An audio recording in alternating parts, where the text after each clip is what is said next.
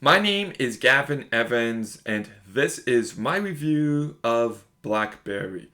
And I never liked the phone Blackberry just because whenever I tried to type with it, I found it impossible. Maybe my thumbs are just too big, but it was a nightmare. But, anyways, this is a movie about that phone, about that company, and it got great reviews, and it's fine. I liked it enough. Matt Johnson does do a really good job directing it. I like how he always captures the aesthetics of the year it takes place in. So when it's in 1996, it feels like 1996. Just every detail. When it's 2003, it feels like 2003. When it's 2007, it feels like 2070. He really does excel in that area. I also liked his documentary like approach to this movie. And the soundtrack is great. It ends with Waterloo Sunset by the Kinks, and I love that song, and there's lots of other great songs in this movie that felt like they belonged. So, directing wise, this movie is solid. Acting wise, this movie is also really solid. Jay Baruchel is an actor I like. The How to Train Your Dragon trilogy is some of my favorite movies of all time, especially the first one, and he does a fantastic job there.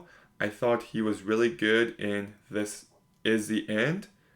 I liked him in She's Out of My League. That's an underrated movie, so like this guy in everything, and this movie is no exception. I really think he carries his own here. I also love how well he highlights the spineless and pathetic nature of this character at the start, and the transformation he goes through, you do buy into it. Glenn Howerton is also in this movie, and I thought he did a really good job as well. He's the opposite of Jay Baruchel's character. This guy is confident and an egomaniac, but he's just the biggest asshole. And I liked these two conflicting personalities. And you've also got Matt Johnson acting as well, and he does a fine job. I didn't like his character, and I feel like they wanted me to feel bad for him, but I actually thought he was secretly just as big of an asshole as Glenn Howerton's character.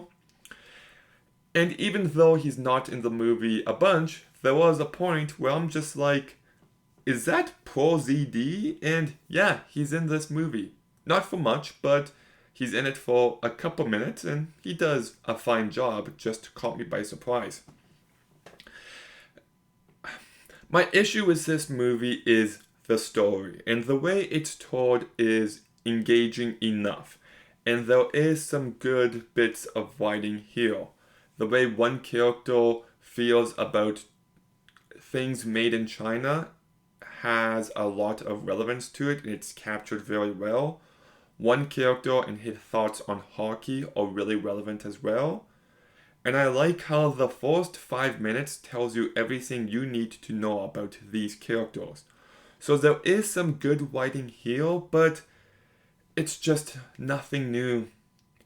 I've seen this kind of story done so many times at this point that it just felt like we're going through the motions. You know, one of my favorite movies of all time is The Social Network, and just none of these movies come close to that quality. And I don't think they ever will. You also got The Wolf of Wall Street, which is a fantastic movie. And then you've also got a few movies this year that, to my knowledge, are similar. Like Tetris, I didn't watch it, but it's about the rise of Tetris.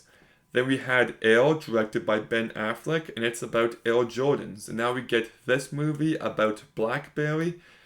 Next week, I think actually, we got a movie about hot Cheetos. Like, do we need a movie on how everything came to be? Because the stories are a lot more similar than you'd think. It's just the same structure, the same plot, the same rise of the company and the fall and how that affects the friendships.